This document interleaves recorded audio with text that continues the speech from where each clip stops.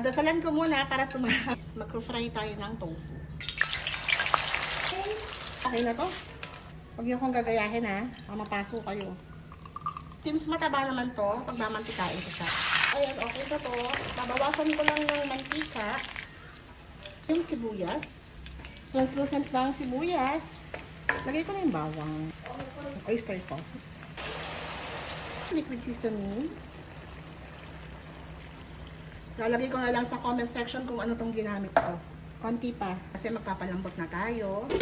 Check na natin kung okay na. Tausi. Hinugasan ko to para matanggal yung alat niya. Slurry para medyo lumapot yung sauce. Sili. So, okay na to. Akwat baboy. Sili sa gitna. Ganon. Kain.